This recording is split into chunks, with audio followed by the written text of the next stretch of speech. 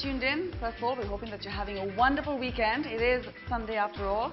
And you are with me, Ayeshah Alam Khan, and you're watching No Reservations. And boy, do I have a show for you this evening. I gotta tell you, our two guests are phenomenal women, and it is so wonderful to have both of them on the same set at the same time. It's gonna be fantastic. But my first guest, she, in addition to producing and directing, is an inspiration to many women. She's actually taken on kind of a maternal role as well to a lot of women in the industry. She's an ambassador for women's emancipation, an incredible person. Very proud to call on Ms. Rana Sheikh. Hello. Hello. Thank you so much for coming in and taking out your time to come and speak with us. How are you? Very good, thank you. Have a seat. So, it's Sunday. Hope you've been having a good, relaxed time so far. Huh? Yeah? Going to the gym, which is like a punishment for me. Tell me about it. It's really awful. You going to the gym? You actually work out? Yeah. That's fantastic. Can you imagine at my age, I feel like a real No, but don't, I mean, cow. like, it's incredible. I mean, what kind of reaction do you get from other people at the gym? They're quite comfortable with it. I think they were a little surprised in the beginning.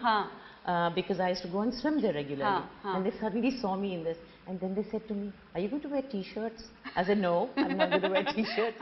You better wear sweatpants. How are you going to stand on the, what's it called? The treadmill. The treadmill. I said, I'm quite comfortable in my clothes. Thank you very much. Thank you very much. I'll do it exactly like this. So now they've got used to me, and it's great. Wonderful. It's wonderful. Let's start with your career. You were with PTV for a while. For a long time. Yes.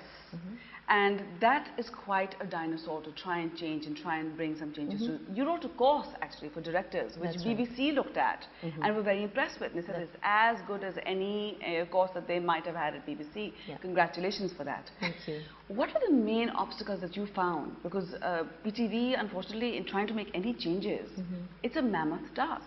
From day one, in fact, before I took over, I had had a long chat with Bibi.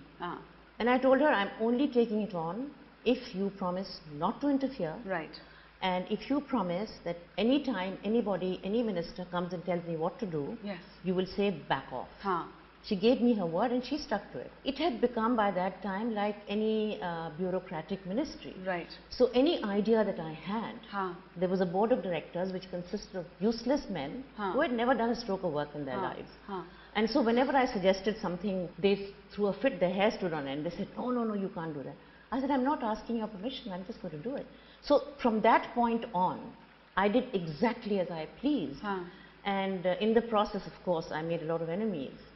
But I think that at the end of the day, they all felt that PTV had never been that alive. I had signed agreements with BBC and CBS and PBS with, you know, different Egypt. And so you were really sort of I was really gung-ho in the way you could try to take them forward. And of course then the government was dismissed and I resigned. Yes. There were rumours that you left on a bad note. No. Not at all. I know there were rumours. Yes. But I'll tell you what happened. After the government was dismissed, I went at 8:30 in the morning. Right. And I wrote out my resignation and I sent it to the then president. And the president at that time was very unhappy that you know, I should have waited. And I said, no, I don't want to work without her. Nobody was going to give me the kind of freedom she had given me. And I didn't want to. So I said, no, thank you so much. I would like to go home. So there was a bit of sour grapes over that. When you said ministers would call, I mean, now you're off, so maybe, what were their contentions? Why would they call? What, to get extra airtime, or maybe beti ki shaadi ho rahi hai, so what my daughter? I'll tell you, petty little things, like as if they know more than you do. Okay. On the 14th of August, I said to Mohsin Ali, the late Mohsin Ali, I said, let's do something really different. Instead of doing, you know, clapping and, you know, the flags. I said, let's do a very, something that you're looking inward. What have you done as Pakistanis? And let's pick up Karachi. And at that time, Karachi was, this is 95, 96. At that time, there was a lot of trouble here. Yes, there was. So we did Hasina wrote the story. We sat and sort of worked it out. And it was a very, very moving, very sad story. Okay. My God, when it was shown, I got calls from governors, ministers. What are you saying? Are you saying that our government is out of control? I said, maybe. One of them even said that you're not fit for the job. I said, you know what?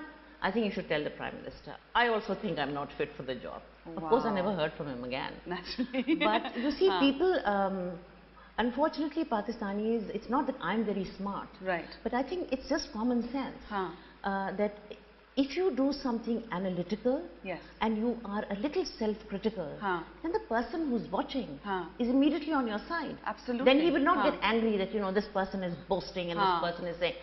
But I found that very hard to break. Someone asked me to ask you this from the industry. Actually, I have a dirt machine right here. Oh dear, that sounds terrible. And I actually networked, and some of my friends wrote in and said, we have to ask Rana this because one thing about you that was absolutely stunning, let me just put him on silent. One thing that was stunning about you is somehow, no matter how your projects didn't do, what people thought of them, didn't think of them, you were always able to bag the biggest budgets for your productions. It's so hard to get people to give a budget for anything. And you would somehow, at that time of day, I mean, whether it was 2 years ago or 3 years ago, for that time, you always got the biggest budgets. You see, I'll tell you why. Because I do my homework. I do research. Right. Everything is on paper. Character sketches, you remember? Yes. Everything. Yes, absolutely. I work very hard before the production starts. And also, I think I have a reputation for being a serious worker. Right. And being very committed and having been in the field. I guess then there is a bit of an element of trust. Absolutely. At least it should be there. Absolutely, yeah, absolutely. If you were to launch a channel, if I were to? If you were to launch a channel, say tomorrow, Utopia, someone comes to you and says, here, launch the channel for us. What would your ideology and your execution for that be? How would you go about it? I would do a channel which would, first of all, try to educate the people. Like today, I have this great issue with the public not being told exactly what this war on terror is about, why the drones are coming. 90% of the people who come on television say, oh, but you know, this is not our war, this is America's war, which is not right. It is now, but maybe it was not before. Right. Today, it is very much my war. Yes. Because all around me, people are dying. Yes. So I believe that we should really set out to bring about information, change, through entertainment. Are people willing to accept information? Because I mean, not the way PTV used to do it. Yes. Obviously. I mean, you've got to sugarcoat it, and you've got to do it in a manner where people get involved and get interested. And at the end of the day, when they finish, they say, oh my God, you know, this is what they were saying. So it has to be done in a very subtle manner. Nobody, of course, wants to work hard now. Yes. But you could do it. You could entertain and you could tell a woman exactly what her rights were. You lived in Iran for a decade, I believe. How did no, you... no, not for a decade. 2.5 years. Okay, I thought you were there for a decade. No. You were in Iran, and that's, from what we hear on the outside, a difficult country to live in for women. How did you adapt? You know, this is a myth about Iran. It's not I've true. heard that a lot from people who've been there. I mean, when I went there, I was really, really apprehensive. And I kept telling Najmuddin, he was the ambassador then, I kept delaying my departure. And I kept telling him, you know, I'll have to put on the hijab if my hair shows. But when I moved there, I sort of devised a two-pronged strategy. Yeah. you have to be very proactive in these matters. Cunning, a little cunning to survive there, because you can sense it the minute you arrive there. So I thought that instead of antagonizing the government, I have to cultivate the women at the top, and at the same time cultivate the women who are actually working in the media, who are writers, who are lawyers, directors. So I did fundraisers and charities for the president's wife, for the ministers, for the various people in power. And with these women, I started a club which exists still today. It was called the Professional Women's Club, and we would meet once a week at my place. And there were like 25 members. Shiri Nawadi was a member. Wow, And we used to sit and talk about women's issues, and we talked about how one should, talk about themes that they were doing for their movies, and we discussed ideas. And at one point, I even thought I'd do a joint production. But then, we got caught in little issues, and I said, no, forget it. But it was great. But you had a good time, and so you're saying it was more the myth than anything else. I loved it. Thank you for that information. We have another guest coming up next who's also a director, a phenomenal woman as well, and she's got a couple of tricks up her sleeve too.